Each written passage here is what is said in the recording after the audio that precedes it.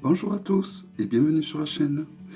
Donc dans cette vidéo, je vais vous présenter un tarot qui tourne autour des dieux et des déesses, donc des dieux de toute mythologie confondue, grecque, égyptienne, nordique. Il s'agit du Tarot of the Good, qui est donc livré avec un joli guidebook qui détaille donc toutes les arcanes majeures, car c'est toutes les arcanes majeures qui, pour chaque arcane majeur, correspond un dieu, en fait, voilà. Donc c'est un guidebook, donc évidemment entièrement en anglais, où il y a juste que la correspondance avec les dieux. Vous voyez, voici la dernière page, le monde. Donc un dieu hindou.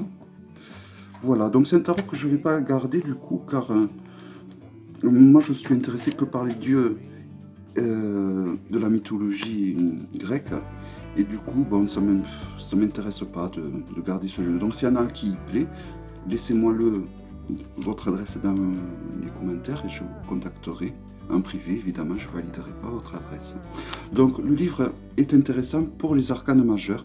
Ça aurait été bien que ça fasse les mineurs, mais bon, les mineurs restent les mineurs, ça suit le rider, voilà. Donc il n'y a pas écrit le nombre de pages, donc on va dire qu'il y en a 22 plus une page de présentation, donc 23 pages, voilà. Donc une page par arcane. Donc il arrive dans une boîte en carton avec le petit système comme ça qui permet d'attraper les arcanes avec plus de facilité. Voilà. Donc les tranches sont normales. Voici le dos. Que je trouve très joli, en noir et blanc. C'est un jeu qui est chic, je trouve. Si on le compare à un Grimaud, les cartes sont légèrement plus larges, hein, légèrement. Voilà. Au niveau de la qualité, c'est pareil qu'un Grimaud. Et voilà, donc je vais vous présenter donc les arcanes majeurs. Donc c'est un jeu à 3 couleurs, donc du noir, du blanc et du doré. Donc là nous avons les 4. Voilà, il y a des dieux que je reconnais. J'avais commencé à traduire un certain nombre de dieux. Et bon, après j'ai arrêté parce que bon, ben, j'ai décidé de m'en séparer.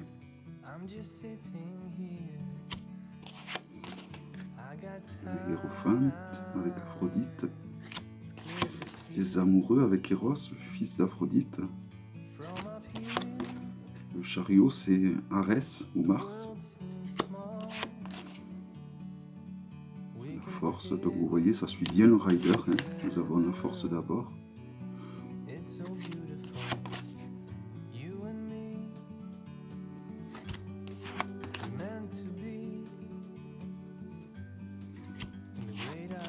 Le pendu. Nous avons même des divinités Inca ou Maya, je ne sais plus trop à qui il correspond. Il faudrait que je traduise le guidebook totalement pour... Donc la tour qui représente la fameuse tour de Babel.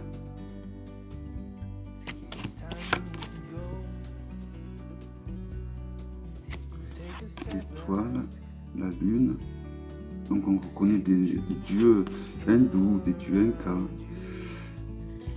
là des dieux égyptiens. Donc c'est vraiment, ce que j'aime bien, c'est ce côté un peu de mythologie qui touche un petit peu à toutes les mythologies. Ça c'est un côté que j'aime bien. Bon après c'est vrai que moi je suis vraiment bloqué sur les dieux de la Grèce antique. Donc là nous arrivons à la série des coupes. Donc nous avons des arcanes mineurs qui sont, on va dire, semi-illustrés. Donc il y a 3 illustrations, on va dire, qui se démarquent. Il y a l'illustration des coupes, une illustration blanche et une illustration rose derrière. Donc c'est très symbolique. Hein. Donc le mieux c'est d'avoir un dictionnaire des symboles et d'étudier à partir de ce genre de livre, de dictionnaire. Ou de prendre tout simplement un livre sur le rider et de prendre les significations du rider et de les reporter sur ces arcanes. Au niveau des arcanes de cours, ça a le nom traditionnel, donc le page, le cavalier, la reine et le roi. Donc vous voyez, au niveau des arcanes de cours, on s'éloigne pas du rider traditionnel. Donc là, nous arrivons à la série des deniers. Donc pour chaque arcane mineur, nous allons avoir une couleur en arrière-plan différent. Donc pour les coupes, nous avions du violet. Pour les deniers, nous avons du rouge. Je vais voir les autres vite fait.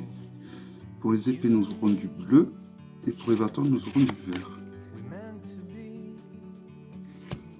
Voilà, bah, il est quand même... Il est pas mal, là. J'avais pas pris la peine trop de le regarder. J'avais fait quelques photos sur Internet.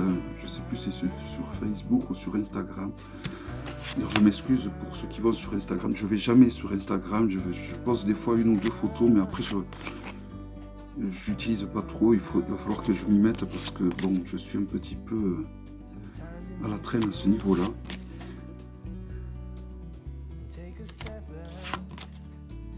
La reine de denier et le roi de denier. Donc là nous arrivons à la série des épées, donc avec en couleur bleue en arrière-plan. Donc c'est souvent c'est le même dessin en arrière-plan, 3 roses. Donc il faut se repérer au petit dessin blanc qu'il y a là, qui peut parler pour certains et pour d'autres un peu moins. Donc après c'est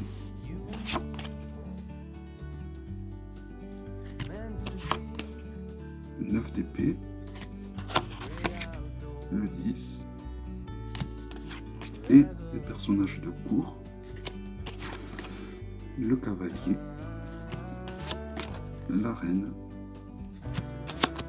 et le roi. Donc on termine les arcanes mineurs donc avec la série des bâtons, donc qui est associée à l'élément du feu. J'aurais mis du jaune plutôt que du vert, mais pourquoi pas. Je pense que c'est par rapport aux autres couleurs qui ont été prises. 4 de bâtons. Donc après, on a carrément dessiné des bâtons, donc on ne peut pas se tromper. Il est assez clair, quoi. Nous avons le numéro de la carte en haut et le nombre de bâtons qui apparaît de façon assez distincte.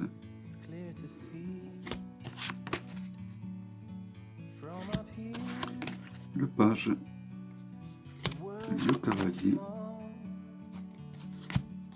la reine et le roi. Et voilà, donc il s'agissait du Tarot of the Good. Un tarot assez chic, je trouve.